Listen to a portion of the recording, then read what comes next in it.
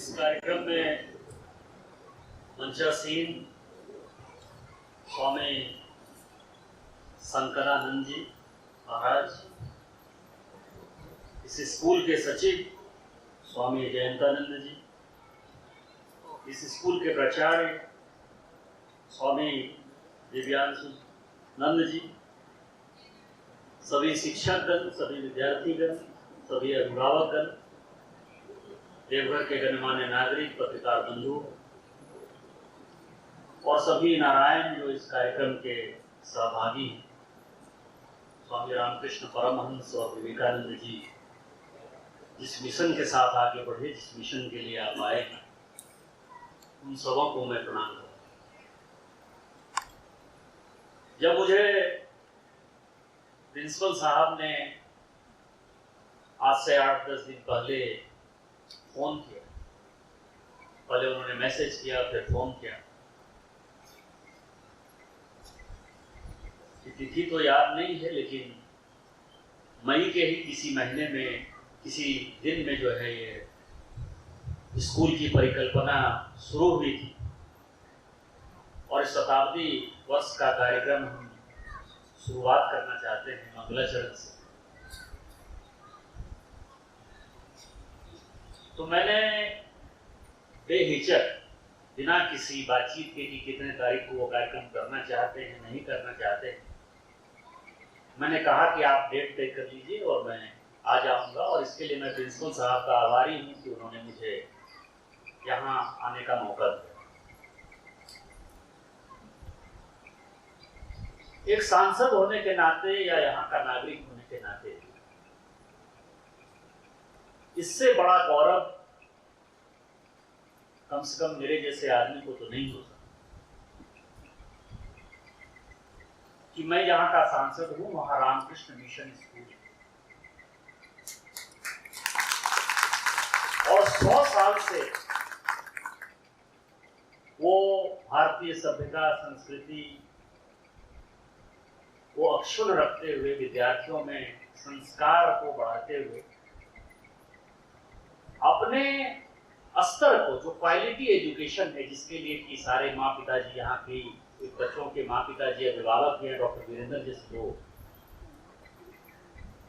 बिना कॉम्प्रोमाइज के 100 साल से उसी गरिमा के साथ चले, इससे ज्यादा गौरवशाली क्षण मुझे नहीं लगता किसी जनप्रतिनिधि का, और वो मुझे है गौरव।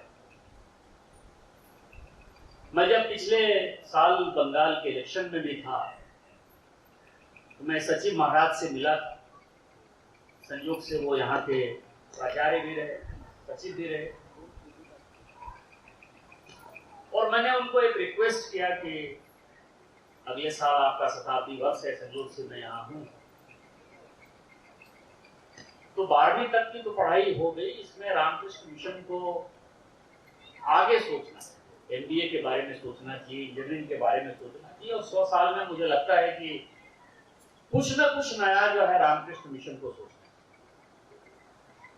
और उसके पीछे जो उद्देश्य है मेरा कि जिस संस्था ने 100 साल तक बिना किसी कॉम्प्रोमाइज के क्वालिटी एजुकेशन दिया, 12वीं तक के बच्चों को संस्कारित किया, वही संस्था ऐसी है जो कि MBA और इंजीनियरिंग जो नई विधा है, खासकर MBA, क्योंकि मैं अभी एलुमनी की लिस्ट देख रहा था, तो चाहे महिंद्रा के CEO हों, टाटा के CEO हैं, उसमें कई एक जो है इस रामकृष्ण मिशन के गौरवशाली छात्र रहे।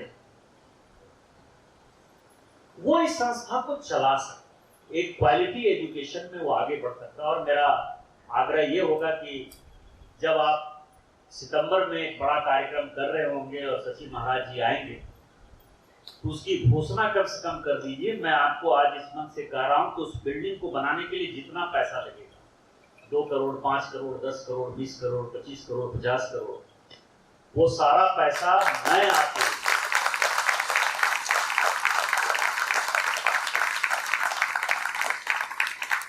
और इसको जरूर करें। अभी चर्चा के क्रम में कई एक बातें हुई कि ये ट्रेन चल गई, एयरपोर्ट आ गया, एम्स आ गया। मैं आपको कुछ घटना बताना चाहता हूँ। अभी रामकृष्ण परमहंस साहब का जो है नर सेवा नारायण सेवा, और कैसे उन्होंने, मुझे लगता है कि रामकृष्ण मिशन का जो उद्देश्य है कि गरीबों की सेवा करना और गरीबों के बीच में काम करना, उसकी शुरुआत जहां से हुई, वो 2 बार आए। स्वामी विवेकानंद जी मेरे समझ से 5 या 6 बार आए यहाँ। शिकागो जाने के पहले भी आए, शिकागो जाने के बाद भी आए, और अंतिम में शायद 1900 साल में यहाँ आए।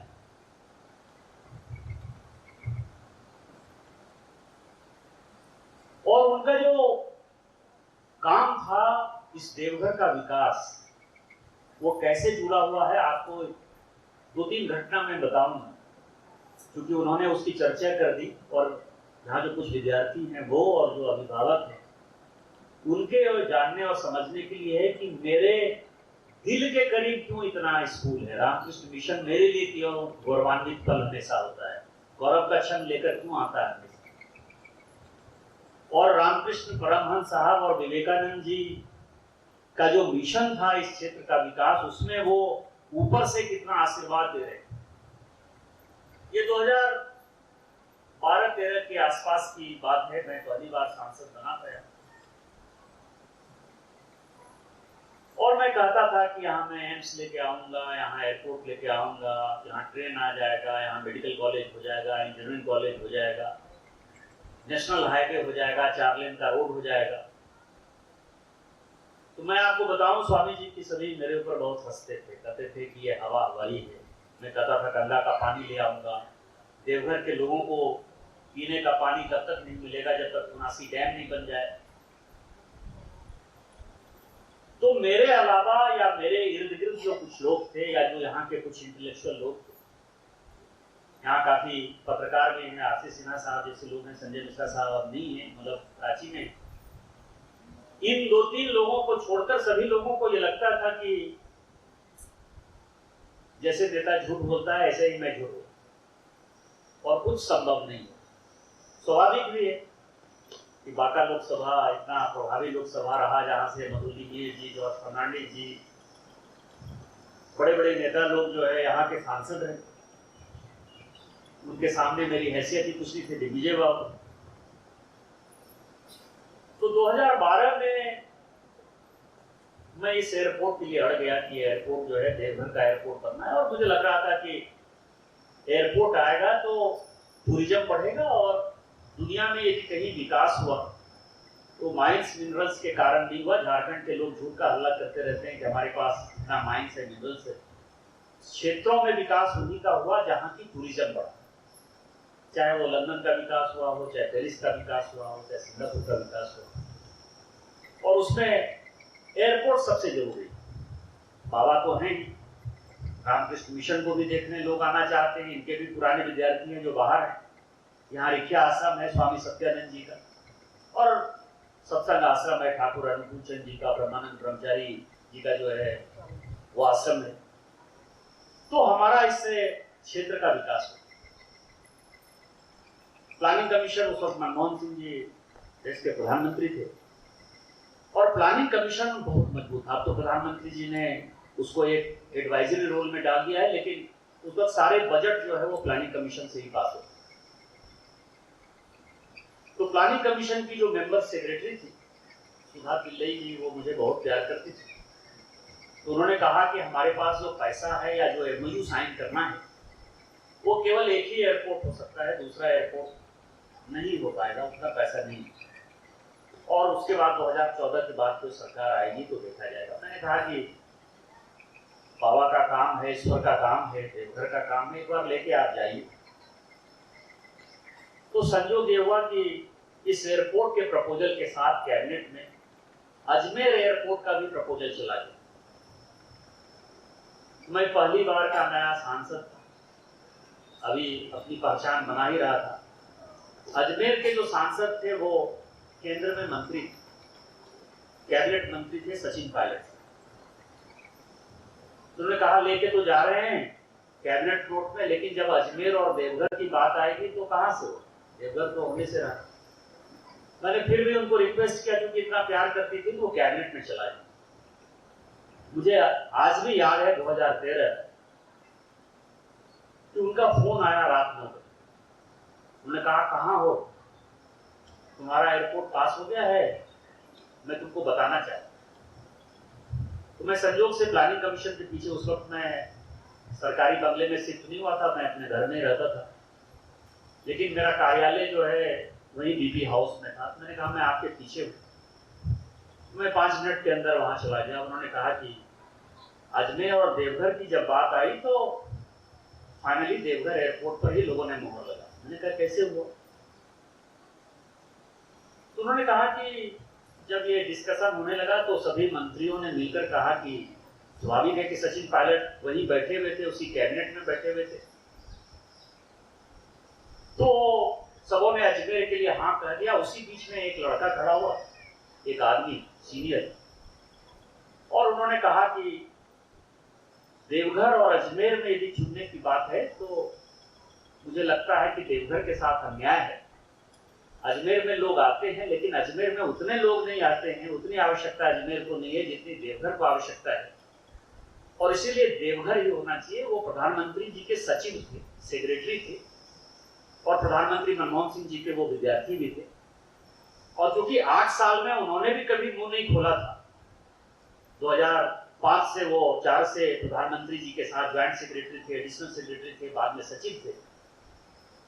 तो प्रधानमंत्री जी ने उनसे पूछा कि तुम तो 8-9 साल से कभी मुंह ही नहीं खोलते थे, क्या हो गया तुमको, अचानक तुम देवघर और अजमेर में हो गए?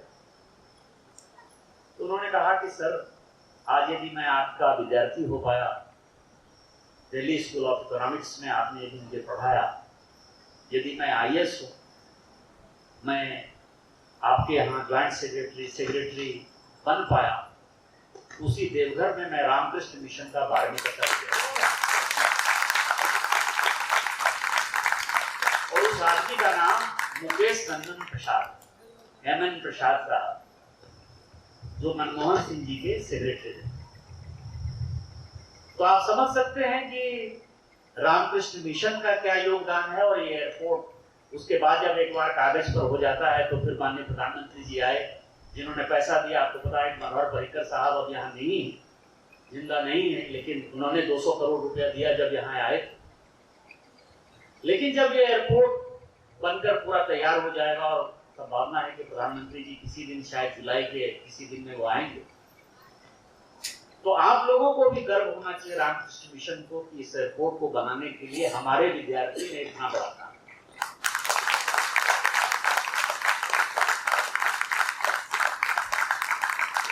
दूसरा मैं बताऊं कि ये देवघर का एम्स खुल रहा है, और मेरे मन में हमेशा है कि जो हमारे ज्योतिर्लिंग है उनका नाम ही वैद्यनाथ, वैद्यों के नाथ। आयुर्वेद की एक बड़ी कंपनी, आपको पता है कि वैद्यनाथ इसी के नाम से, और यहीं वैद्यराज आते थे, पटना में वो वैद्यगिरी करते थे, और उन्होंने इसी बाबा वैद्यनाथ के नाम पर इतना बड़ा कंपनी बनाया है। तो जब एम्स माननीय प्रधानमंत्री जी ने दिया, तो मेरे मन में हमेशा है कि ये एम्स जो है भारत का इतना प्रभावशाली और बड़ा एम्स हो कि लोग दिल्ली नहीं, दिल्ली एम्स को भूल, और इस देश की जितनी बड़ी संस्था उन सबों के साथ हम टाई अप कर। अभी जब वो फुल फ्लेज बिल्डिंग चालू होगा, शायद इसी साल चालू होगा, तो जब मैं पिछली बार आया था, एक टाई अप जो है रामकृष्ण एम्स ने, देवघर एम्स ने इंडियन स्कूल ऑफ माइंस के साथ, इंजीनियरिंग के साथ मेडिकल का जुड़ जाना जो है वो बड़ी बात है। और दूसरा टाई अप अभी पटेल चेस्ट क्लिनिक के साथ एम्स ने किया। तो जब मैं अभी 6-7 दिन पहले यहाँ था, तो मैं एम्स गया, और वहां के डायरेक्टर ने बताया कि सौरभ वार्ष्णेय साहब ने कि सर, पटेल चेस्ट क्लिनिक में बता दूं तो वो दिल्ली विश्वविद्यालय का पार्ट है, लेकिन चेस्ट और एलर्जी में वो दुनिया को रास्ता दिखाता है। केवल कहने को टेक्निकली वो दिल्ली यूनिवर्सिटी का पार्ट है, लेकिन चेस्ट के तौर पर और एलर्जी के तौर पर दुनिया में उससे बढ़िया इंस्टीट्यूट बहुत रेयर है। भारत में तो नहीं ही है, वो रिसर्च का इंस्टीट्यूट है और बड़ा इंस्टीट्यूट है दिल्ली विश्वविद्यालय।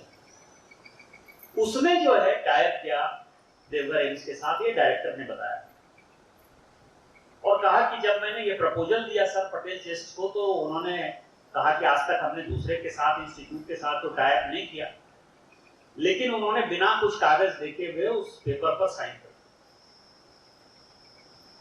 हमने कहा कि आप पटेल चेस्ट क्लिनिक के जो डायरेक्टर हैं उनसे कभी आपकी बातचीत हुई है कि इन्होंने क्यों साइन कर दिया? कहा नहीं सर। तो मैंने फोन लगाया उनको और मैंने कहा कि आप स्पीकर पर हैं और मैं देवघर एम्स के डायरेक्टर सौरभ वासने के साथ बैठा हुआ हूं और मुझे यहीं से पता चल रहा है कि आपने पटेल चेस्ट क्लिनिक ने जो है देवघर एम्स के साथ अपना टाइप कर दिया। तो आप इनको बताइए, मुझे तो पता है, मैंने अब आपसे बात की हुई कि क्या कारण है कि आपने साइन कर दिया। आप ये बताइए कि आपने क्यों साइन किया। उनका नाम डॉक्टर राजकुमार। तो उन्होंने छूटते ही कहा, यदि आज मैं पटेल चेस्ट क्लिनिक का डायरेक्टर हूं, उसी देवघर के कारण हूं, मैं रामकृष्ण मिशन का विद्यार्थी हूं और इस कारण से जो है मुझे देवघर में कुछ करना है, कुछ लौटाने का वक्त। तो मैं आपको बता रहा हूं कि इंस्टीट्यूट की कितनी गौरवशाली परंपरा है। आप सुप्रीम कोर्ट में जाइए, आप हाई कोर्ट में जाइए, आप विदेश में जाइए, देश में जाइए, आपको अच्छे डॉक्टर, अच्छे इंजीनियर, अच्छे प्रोफेसर, अच्छे कंपनी के सीईओ, आईएएस, आईपीएस, सभी की भरमार मिलेगी। और यही गौरवशाली क्षण और पल जो है एक जनप्रतिनिधि के नाते मुझे मजबूत बनाती है। और इसीलिए जब प्रिंसिपल साहब ने कहा कि आपको ये स्कूल आना है, तो मैं अपने लोग को रोक नहीं पाया। और मुझे जनप्रतिनिधि होने के नाते ये हमेशा गौरव महसूस होता है कि आपने मुझे मान दिया, सम्मान दिया। जिस मान और सम्मान का हकदार और कोई हो सकता है। इस मंगलाचरण को यहाँ के राष्ट्रपति भी गौरव महसूस करेंगे कि वो रामकृष्ण मिशन आए, प्रधानमंत्री जी भी आना चाहेंगे क्योंकि वो रामकृष्ण मिशन के साथ वो परमानेंट जुड़े हुए हैं। और आपको पता है कि वो साधु बनने के लिए इसी मठ में गए थे, बेलूर मठ में, वो वही साधु बनना चाहते थे। और जो बात अभी आप लोग विवेकानंद जी और रामकृष्ण परमहंस जी का कह रहे थे कि नर सेवा नारायण सेवा जो की शुरुआत किया आपने, यदि माननीय प्रधानमंत्री जी का देखेंगे तो रामकृष्ण मठ के सन्यासी के तौर पर वो हमेशा गरीबों के ही सोचते हैं कि इनको कैसे गरीबों को अनाज दें, कैसे इनकी पढ़ाई हो, कैसे इनके बच्चे पढ़ें, कैसे इनका इलाज हो। तो आज भी वो इसी मठ के सन्यासी की जिंदगी जीते हैं। और जब उनको लगता है कि मुझे थोड़ा ताकत और साहस की आवश्यकता है, मुझे प्रेरणा की आवश्यकता है, तो हमेशा बेलूर मठ जाते हैं। जब मैं गया था बेलूर मठ पिछली बार, अभी 2021 में अप्रैल के महीने में, तो मुझे सचिव महाराज ने एक बड़ी बात कही कि जब वो आए 2019-20 में, ये जीतने के बाद जब अब दूसरी बार प्रधानमंत्री बने, तो बेलूर मठ में उन्होंने कहा कि रात्रि हम बिताएंगे। तो स्वाभाविक है कि एसपी जी उनका जांच करती है, उनका सारा सामान लेकर आई। जब वो कमरे में सोने गए तो उन्होंने सारे जो सामान प्रधानमंत्री के तौर पर उनको वहां दिए गए थे, कंबल चादर, उन्होंने हटा दिया। और जिस सन्यासी महाराज के साथ उन्होंने अपने कई एक रातें बिताई थी, क्योंकि वहां पता है आपको कि रामकृष्ण मठ के जो आचार्य थे उन्होंने कहा कि तुम्हारा काम ये सन्यासी बनना नहीं है, तुमको देश की सेवा करना है। लेकिन रात जो उन्होंने 5-7 दिन बिताया था बेलूर मठ, तो जिस सन्यासी महाराज के साथ बिताया था, कहा कि उनका कंबल लेकर आइए, मैं उसी कंबल में जो है सोना चाहता हूं और उसी में रात बिताना चाहता हूं। तो ये प्रेरणा है, ये ताकत है, और वही ताकत जो है इस देश में उनको काम करने देती है। और मुझे भी लगता है कि मेरा घर चूंकि अब सामने ही हो गया है, तो मुझे भी यही आश्रम, यही स्कूल, यही मठ, यही परंपरा मुझे भी ताकत देती है। और ये इसने देश को ताकत दी। जो साइटेशन करते हुए जिन चीजों को भूल गए कि स्वामी विवेकानंद जी ने 1897 में कहा था, सारे युवाओं को आग्रह करते हुए उन्होंने कहा था कि तुम 50 साल देश सेवा के लिए दे दो, मैं देश की आज़ादी दे दूंगा। और आप इतिहास गवाह है कि ठीक 50 साल बाद 1947 ये देश स्वतंत्र हुआ। आप सब आगे बढ़े, ये स्कूल आगे बढ़े, लेकिन इस शताब्दी वर्ष में एक MBA कॉलेज जरूर बने। इन्हीं शब्दों के साथ जय हिंद।